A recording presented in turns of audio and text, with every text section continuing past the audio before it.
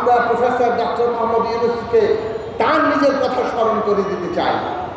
জনগণের সমস্যা জিয়ে রেখে বছরের পর বছর ধরে তারা সমস্যায় থাকবে, আর আপনি বাংলাদেশের উন্নতি করে ফেলবেন, উন্নয়নের সাগরে ভাসিয়ে দেবেন। এগুলো শেখ হাসিনার কথা। হাসিনাগিরি আমরা চলতে দিতে পারি না। মানুষের পেটে ভাত নাই, মানুষের জীবনে সংকট, দাবি দেওয়া হবে না তো কি হবে? কোন শ্রেণী পেশার দাবি দেওয়া এখনো পর্যন্ত ঠিক মতো বাস্তবায়িত হয় না।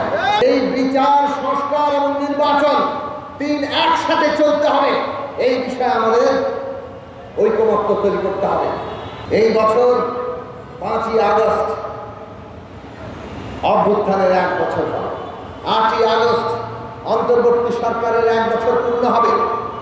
এই 1 বছরে হাসিনা সরকারের ফ্যাসিবাদী শাসনে যেভাবে মানুষের কণ্ঠরোধ করে রাখা হয়েছিল, এই দেশের শ্রমিক, কৃষক, মেহনতি মানুষ, মজদুর, কর্মচারী, মধ্যবিত্ত, শিক্ষক, নানা পর্যায়ে যারা আমাদের সংখ্যাগরিষ্ঠ মানুষ, তাদের দাবি দেওয়া কোনো কর্ণপাত করা হয় না।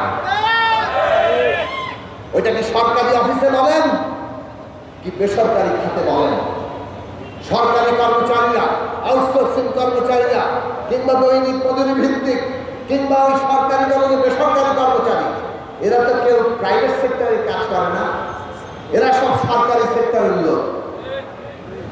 ওনারা তৃতীয় চতুর্থ শ্রেণীর জন্য এতদিন পে কমিশন করে না। হ্যাঁ, আমরা আন্দোলন করে অবশেষে তারা পে কমিশনের ঘোষণা দিয়েছে। 1 বছর সময় লেগেছে। আউটসোর্সিং কর্মচারীদের কথা শোনা হয় নাই। আন্দোলন করে তাদের জন্য আমরা নীতিমালা তৈরি করেছি। আমরা দেখেছি দৈনিক মজুরি ভিত্তিক শ্রমিকরা সরকারি অফিসে, শুনেছেন নাম কখনো যে সরকারি অফিসে দৈনিক মজুরি ভিত্তিক শ্রমিক আছে? কিংবা সরকারি কলেজে বেসরকারি কর্মচারী আছে? তাদের জন্য কোনো নীতিমালা নাই। যা আছে তাতে ন্যূনতম তাদের কোনো অধিকার নাই।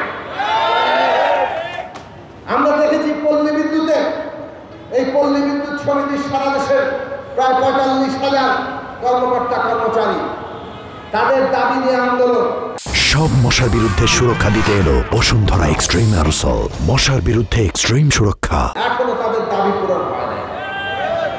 আমরা দেখেছি গার্মেন্টস শ্রমিক থেকে শুরু করে, হোটেল শ্রমিক থেকে শুরু করে, বিভিন্ন পরিবহন শ্রমিক এবং সমস্ত শিল্প কলকারখানা, এর বাইরে যে আরো লাখো কোটি শ্রমজীবী মেহনতি মানুষ, তাদের দাবি দেওয়া, কিংবা এমনকি শিক্ষক, কর্মকর্তা, কর্মচারী, কোন শ্রেণী পেশার দাবি দেওয়া এখনো পর্যন্ত ঠিক মতো বাস্তবায়িত হয় না।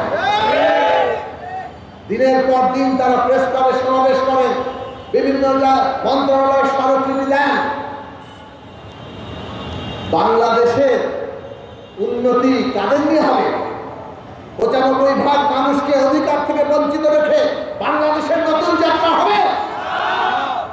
আমরা প্রফেসর ডক্টর মোহাম্মদ ইউনূসকে তার নিজের কথা স্মরণ করে দিতে চাই। গত 1 মেতে এক সমাবেশে বলেছেন, শ্রমিকদের উন্নতি না করে বাংলাদেশ এগোতে পারবে না। শ্রমিকদেরকে উন্নতি না ঘটাতে পারলে বাংলাদেশের নতুন যাত্রা সম্পন্ন হবে না।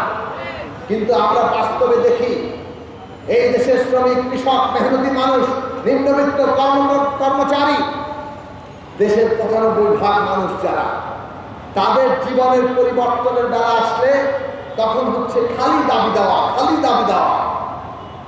মানুষের পেটে ভাত নাই, মানুষের জীবনে সংকট, দাবি দেওয়া হবে না তো কি হবে? দাবি দেওয়া নিয়ে এসছে মানুষ, দাবি দেওয়া সমাধান করেন, দাবি দেওয়া পূরণ করেন। আমরা এই লড়াই সংগ্রামের প্রতি বেশিরভাগ দলকেই দেখি নানানভাবে তাচ্ছিল্য করতে, যে এখন কেন দাবি দেওয়া? আরে অভ্যুত্থান হয়েছে, এই অভ্যুত্থান যারা করেছে, যারা সমর্থন দিয়েছে, আজকে তারা অভ্যুত্থানের উপর দাঁড়িয়ে থাকা সরকারের কাছে তাদের সমস্যার সমাধান চাইছে। অভ্যুত্থান সফল হবে তখন যখন তারা জনগণের বেশিরভাগ সমস্যার সমাধান করতে পারবেন, অন্তত পক্ষে একটা পথ দেখাতে পারবেন। যখন অভ্যুত্থান সফল হয়, অন্তর্বর্তী সরকার সফল হয়, যখন সে জনগণের সমস্যার সমাধান করতে পারে।